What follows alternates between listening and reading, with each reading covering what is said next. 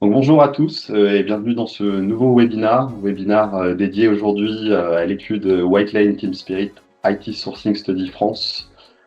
Avec moi aujourd'hui donc deux invités, Joël Dubédard, Head of Digital Workplace Services chez Fujitsu France. Bonjour Joël. Bonjour.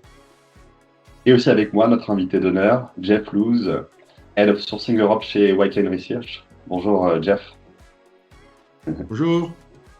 Est-ce que vous pouvez vous présenter, alors Joël, à toi l'honneur, en quelques mots? Bonjour François, bonjour Jeff. Chez Fujitsu France, je suis en charge du portefeuille des clients auxquels nous fournissons des services pour les environnements de travail numérique, autrement dit le Digital Workplace. Cela comprend notamment le service desk, les différentes formes de support sur site, la logistique, la gestion du poste de travail. Et Jeff, tout le monde te connaît parce que tu es quand même très connu dans le marché de l'IT, mais est-ce que tu peux te présenter en quelques mots et présenter la société White Lane Research? Oui, parfait, merci. Je suis le responsable pour le research chez White Lane.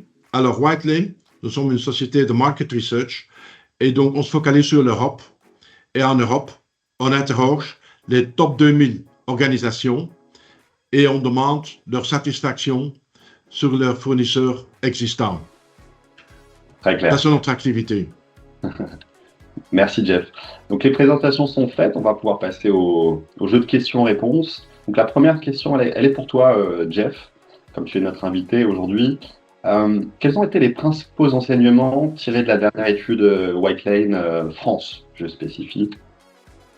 Ok, parfait. Tout d'abord, on voit que l'amour, le grand amour pour les hyperscalers, c'est fini, au moins réduit. On voit que maintenant, aussi, on voit qu'un peu les relations entre l'Europe et les États-Unis, les gens commencent à se poser quelques questions. Et on voit quand même une tendance vers plus du hybrid cloud que surtout se focaliser sur le public cloud.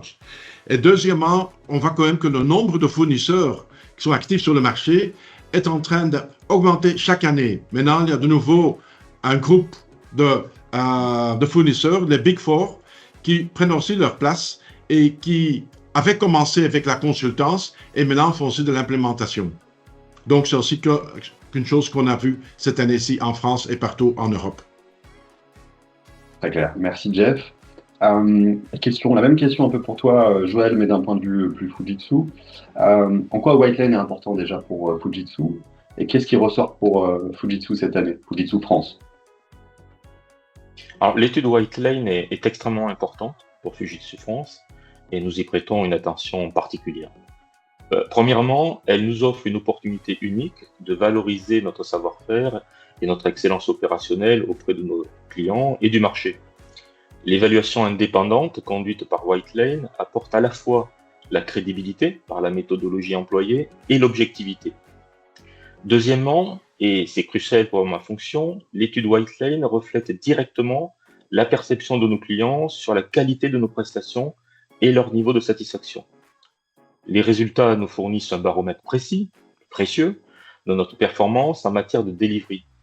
Ce feedback, il est essentiel pour identifier nos forces, nos axes d'amélioration et pour ajuster nos stratégies afin d'optimiser continuellement notre positionnement global. En résumé, l'étude White Lane est un outil indispensable pour jauger de l'excellence de notre delivery et renforcer notre positionnement sur le marché. Je retiens également sur les tendances de fond la nécessité absolue d'être proactif et de proposer des nouvelles technologies qui impactent le business et la satisfaction de nos clients.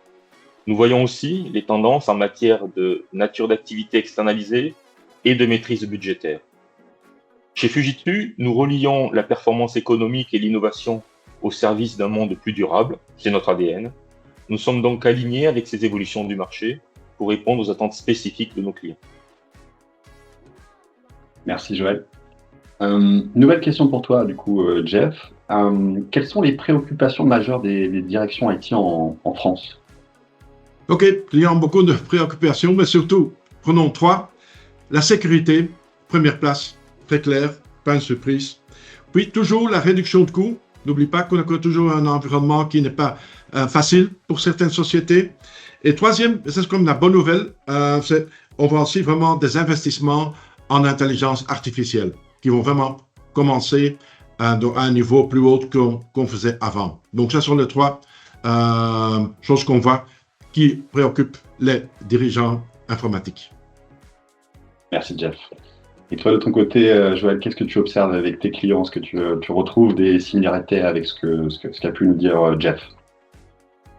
Oui, comme évoqué précédemment, je suis complètement aligné avec ce que vient de dire Jeff.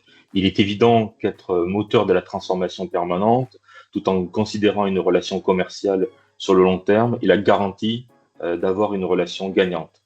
En tant qu'entreprise japonaise, l'amélioration et la transformation continue, dopées à l'innovation technologique, sont constitutives de nos valeurs. Et notre priorité est d'apporter de l'innovation à nos clients à deux niveaux.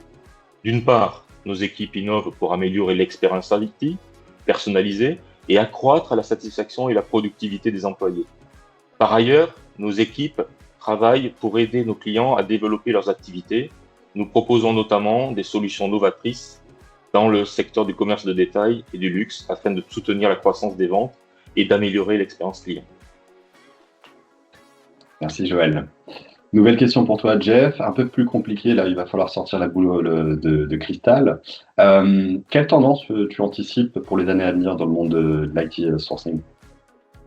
Eh bien, quand même, toujours, on va les investissements en intelligence artificielle, vraiment. Pendant les 5 dernières années, on a vu beaucoup de pilotes, de petits projets pour dire, OK, qu'est-ce que l'intelligence artificielle peut rendre pour nous? Mais maintenant, on va quand même démarrer des projets beaucoup plus importants. Donc, c'est une bonne nouvelle pour les fournisseurs, disons. Mais ça, c'est vraiment une tendance qu'on voit en France et partout en Europe. Et le deuxième point, ce que j'avais déjà dit un peu auparavant, c'est que les gens deviennent un peu plus prudents vis-à-vis leur investissement en public cloud. D'accord. Merci beaucoup. On continue sur une autre question, toujours pour toi, Jeff.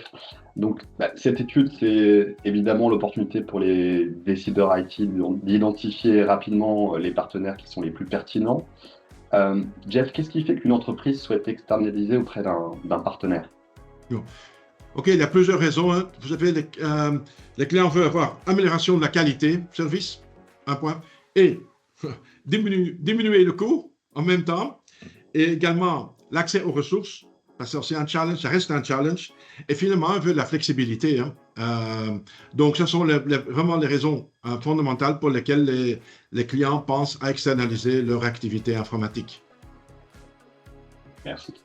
L'étude Whitelane, c'est la France, mais pas seulement, tu l'as mentionné, c'est partout en Europe. Est-ce que tu vois des différences notables entre les différents pays? Il n'y a pas beaucoup de différence entre la France et le reste de l'Europe. Peut-être deux, si on peut mentionner deux. Tout d'abord, on voit en France qu'il y a beaucoup plus de fournisseurs locaux, donc des sociétés comme Capgemini, Atos, Inetum. Vraiment, on ne voit pas ça dans les autres pays. Et comme la deuxième différence, c'est que les Français préfèrent quand même le nearshore sur le offshore. Donc dans des pays comme le Maroc, la Tunisie, l'Espagne, etc. Ça, c'est une préférence si on compare avec les autres pays en Europe. C'est très clair. Merci Jeff. Merci à vous deux. Il est temps de conclure ce webinaire. Très bonne journée à vous deux. Au revoir. Merci bien.